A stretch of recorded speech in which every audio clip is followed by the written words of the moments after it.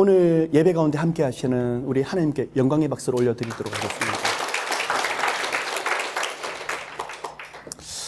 여러분, 제가 오늘 찬양을 하고 그 다음에 합심 기도를 인도를 하는데, 자, 기도가 어떻습니까? 저희들이 기도를 하는데 합심 기도 가운데 아마 예민하신 분들 느끼셨을 거예요. 기도를 하는데 화음이 맞춰집니다.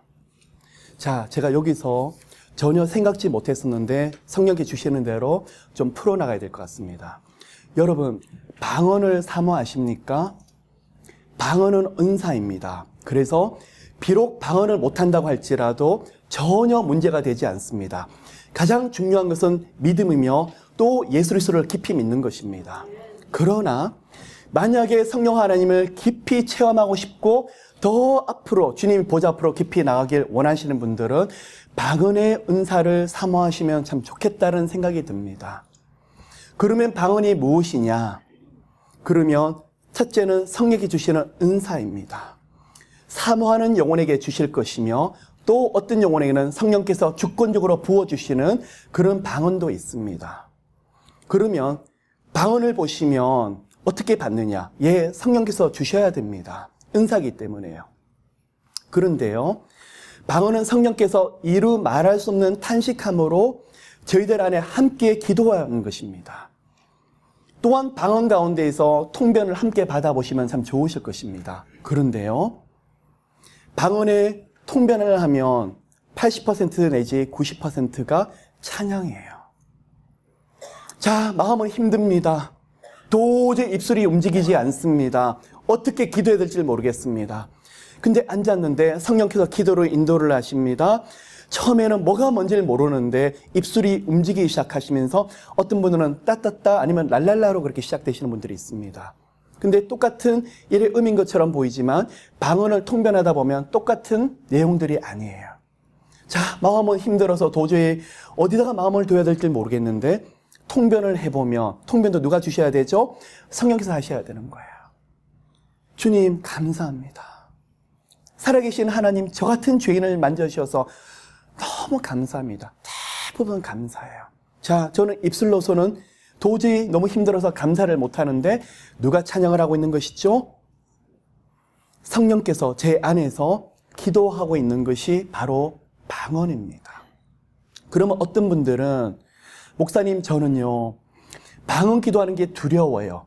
어떤 분들은 기도를 하는데 보면, 방언 기도를 하는데 보면 듣기 거북한 방언이 있습니다라고 하는 분들이 있어요. 아마 들어보셨을 것입니다. 그런 방언들은 보면 칼을 자르듯이 아니면 찌르듯이 그렇게 나오면서 듣기가 거북할 뿐만 아니라, 예, 우리 영혼을 이렇게 보면 기도 가운데서 이렇게 분열시켜 버립니다. 그래서 소위 무슨 방언이라고 그러면 사탄이 주는 방언도 있습니다. 자, 멀리 가실 거 없습니다. 예를 들면요, 아프리카 추장들이 막 이렇게 춤을 추면서 무엇인가 노래를 합니다. 그들이 노래를 배워서 하는 것도 있지만 사탄이 주는 방언입니다. 다 무당들이 위에서 보면 어떨 때는 칼날 위에 서 있습니다. 마귀의 힘을 빌어서 그런 능력도 행합니다. 그런데요, 그들이 어떤 주술을 외우는 것처럼 보이는데 가만히 보니까 누가 인도하는 방언인 거죠? 사탄이 주는 방언이더라는 거예요. 그러면 차이가 있습니다. 사탄이 주는 방언은 예수를 주시라고 전혀 고백할 수가 없습니다. 또 한 가지는 믿음의 고백을 정확하게 할 수가 없는 것입니다.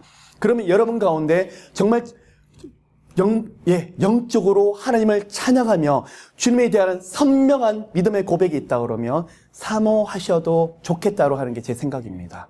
그럼 방언 기도의 유익성이 무엇이냐 그러면, 첫째, 기도가 막힐 때 성령께서 제 입술을 주관하시기 때문에 깊은 기도로 인도하실 것입니다. 또한 언제 유익하냐 그러면, 영적으로 너무 많은 공격을 받을 때 마귀를 대적해야 되고 그 마귀를 묶여있는 것을 풀어야 되는데, 저는 힘이 약해서 기도가 나오지 않을 때 그 방언 기도가 굉장히 도움이 되실 것입니다. 그런데 만일 어떤 분이 방언을 받았는데 방언을 못 받은 분을 가지고 나는 당신보다도 이 은사가 있으니까 당신보다 더 특별한 사람이다 라고 생각하면 죄송하지만 착각 속에 빠지는 것입니다. 방언을 받았다고 해서 더 믿음이 좋다고 할 수 있어요, 없어요? 없더라는 것입니다.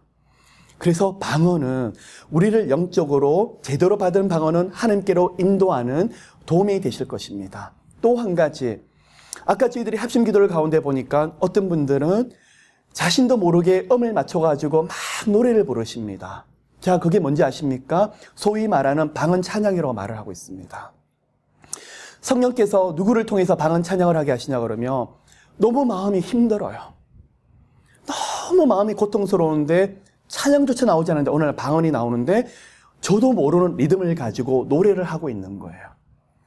혹시 들어보셨습니까? 어떤 분이 굉장히 엄치해요. 음정 박자를 다 틀리게 엇박자로 부르시는데 이상하게 방언 찬양을 하시는데 너무 아름답게 들리는 거예요. 처음 들은 음인데 누가 인도하시는 거죠? 성령께서 인도하십니다. 어떨 때는 합심 기도 가운데 여러분 가운데 우리 방언으로 기도합시다 그렇게 나오는데 서로가 모르는 음들이 나오게 되면서 노래가 화음이 맞춰지는 거예요. 누가 인도하시는 것이죠? 그 기도의 오케스트라를 성령께서 인도하시기 때문에 방언 찬양이 나오는데 나중에는 거기서 이 방언 찬양을 통해서 흘러나오는 게 있어요. 회개의 영이 임해서 찬양 가운데 주님 제 탓입니다. 제 탓입니다. 제 마음을 찢고 제 마음을 주님 앞에 쏟아냅니다. 그러면서 도저히 기쁨이 없는데 기쁨이 쏟아지면서 하나님에 대한 감격이 쏟아지는 것입니다. 여러분, 성령이 주시는 그런 은사들을 말씀 위에서 모두가 경험하셨으면 좋겠다 싶습니다. 마지막 한 가지가 더 있습니다. 여러분 보십시오.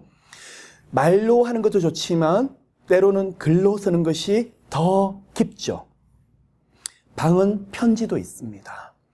어떨 때는요, 기도를 할 때 보면 노트를 준비를 하십시오. 그리고 펜을 들고 깊이 기도를 하는데 처음에는 뭘 써야 될지 모르겠습니다.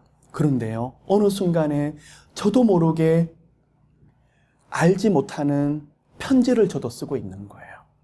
마치 중동에 있는 사우디아라비아 언어를 쓰는 것처럼, 태국어를 쓰는 것처럼 막 그렇게 쓰고 있는데 그 글을 하나하나 만지다 보는데 성령께서 통변을 시켜주시는 거예요. 그게 의미가 뭔지 아십니까?